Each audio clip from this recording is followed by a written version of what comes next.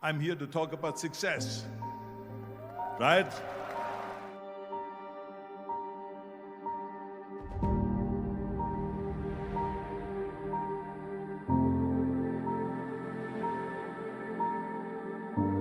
The first rule of success is to have a vision.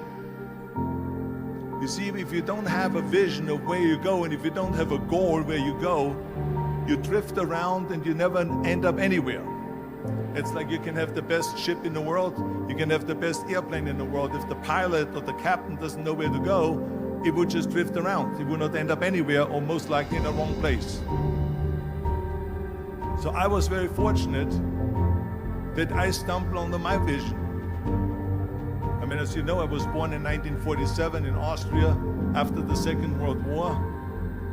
And I didn't really like Austria when I grew up. I couldn't wait to get out of there. I couldn't see myself becoming a farmer or a worker in a factory or anything like that. Even though my parents wanted me to stay there and have a normal life. My father wanted me to become a police officer like he was. My mother wanted me just to stay there and marry a girl with the name of Heidi, hopefully, and have a bunch of kids and run around like the Van Trapp family in The Sound of Music. But that was their vision, not mine. My vision was totally different. I felt that I was born for something special, for something unique, for something big. You know how great it felt that I knew where I was going? Imagine the majority of people don't know where they're going. It's when you have a goal, when you have a vision, everything becomes easy. Because remember that in America, for instance, when you study, you will see the percentage of people that like their jobs. 74% hate their job in America. Now, that is not much different when you come to Europe.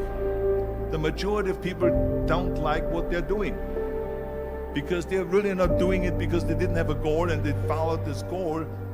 They just aimlessly drift around, and then all of a sudden there's a job opening, so they get that job because you have to work. But then when you work, it's a chore. It's work. It's not fun. So if you think about, only a quarter of the people really enjoy what they're doing in life.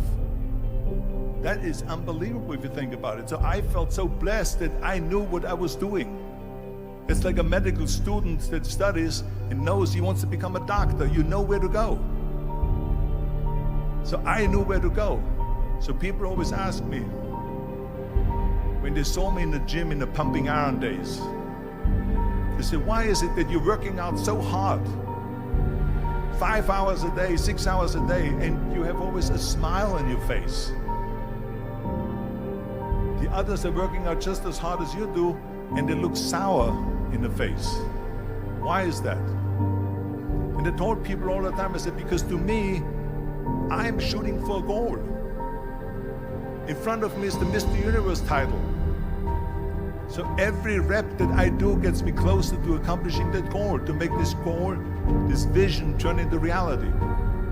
Every single set that I do, every repetition, every weight that I lift will get me a step closer to turn this goal into reality. So I couldn't wait to do another 500-pound squat. I couldn't wait to do another 500-pound bench press. I couldn't wait to do another 2,000 reps of sit-ups. I couldn't wait for the next exercise, for the next half hour of posing and all the kind of things that you have to do to be a champion. And with the age of 20, I went to London and I won the Mr. Universe contest as the youngest Mr. Universe ever. And it was because I had a goal. So let me tell you something, visualizing your goal and going after it makes it fun. You got to have a purpose no matter what you do in life. You got to have a purpose. So that's rule number one, have a vision. Rule number two is, don't listen to the naysayers. Don't listen to the naysayers.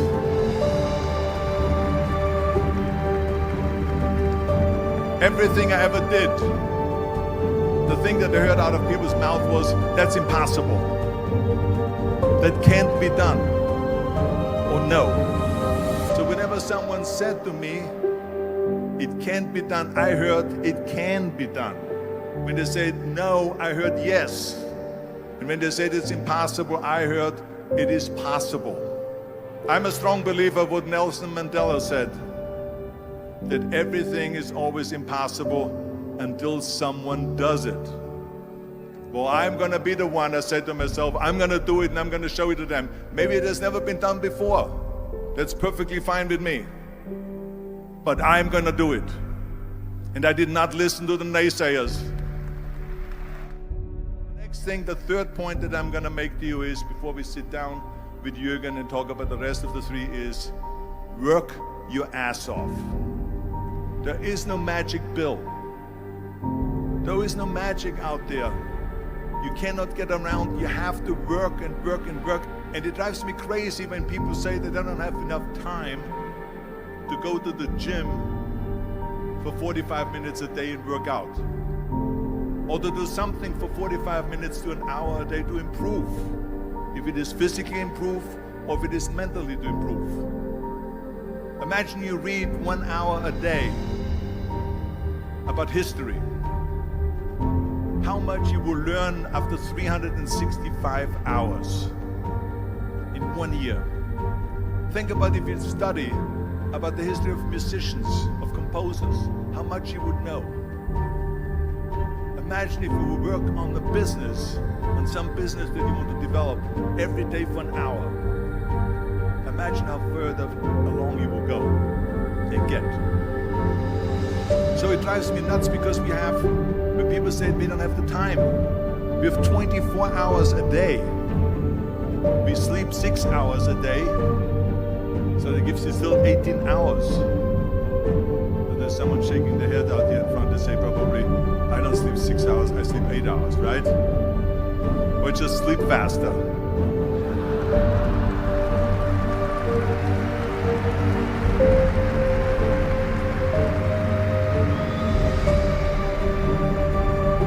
So we have 18 hours a day. The average person works around 8 to 10 hours. So let's assume it's 10 hours, so we have 8 hours left. Then you travel around an hour a day, maybe 2 hours a day. So now you have still 6 hours left. So what do you do with these 6 hours? What do you do with these 6 hours? Then we eat a little bit, then we schmooze a little bit, talk a little bit to people and all that stuff. But you can see how much time there is available if you organize your day. So you got to work hard. I mean, let me tell you something. When I went to America, I went to college. I went and worked out 5 hours a day. And I was working on construction. Because in those days in bodybuilding, there was no money. I didn't have the money for food supplements or anything. So I had to go to work.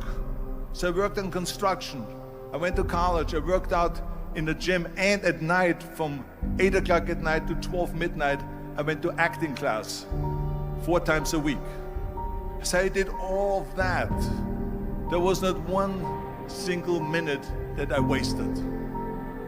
I became very friendly with Muhammad Ali in the 70s.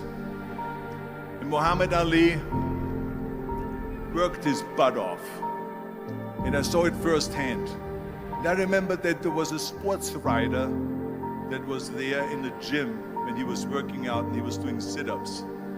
And they asked him, how many sit-ups do you do?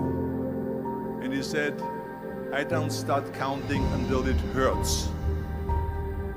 Now think about that. He doesn't start counting his sit-ups until he feels pain. That's when he starts counting. That is working hard. And so you can't get around the hard work. It doesn't matter who it is. As a matter of fact, I believe what Ted Turner said. Work like hell and advertise.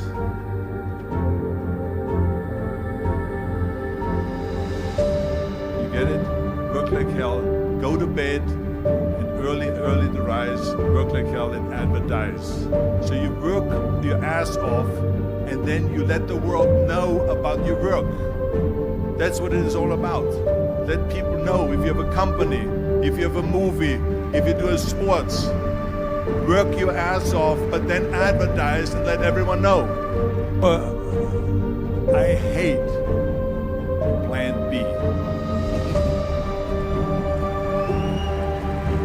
And I tell you why. Because we have so many doubters, as I've said earlier, the no sayers. We have so many of those people that say no and you can't do it, it's impossible.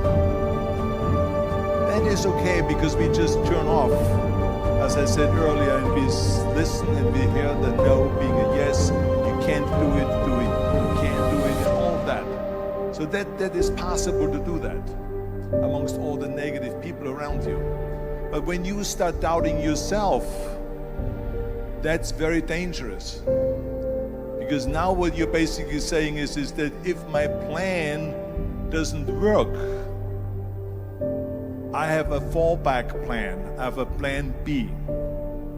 And that means that you start thinking about plan B, and every thought that you put into plan B, you're taking away now that thought and that energy from plan A.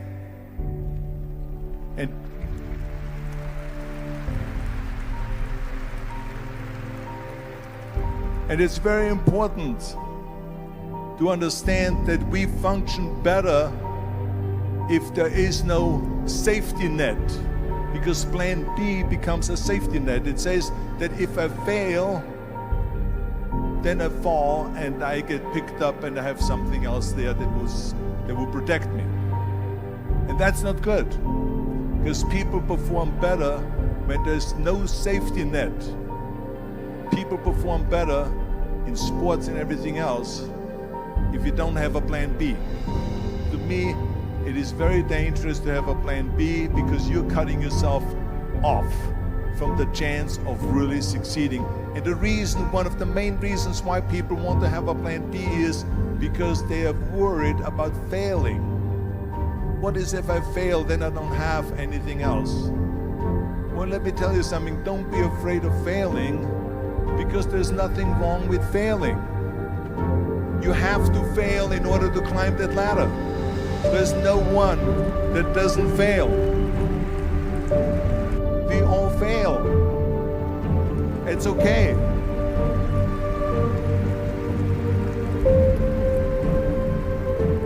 What is not okay is that when you fail, you stay down.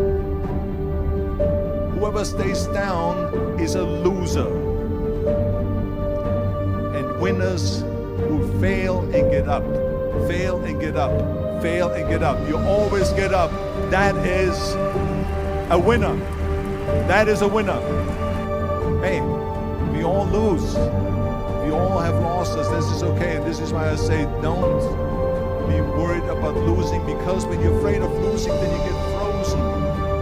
You get stiff. You're not relaxed. You got to be, in order to perform well in anything, if it's in boxing or if it is on your job or with your thinking, is only happening when you relax. So relax. It's okay to fail. Let's just go all out and give it everything that you got. That's what it is all about. So don't be afraid to fail. This is one of my 6 rules to success. You can only feel complete as a person if you think about what can you do for your fellow member around you that maybe needs help. I felt like that everyone has a different motivation why you get into that.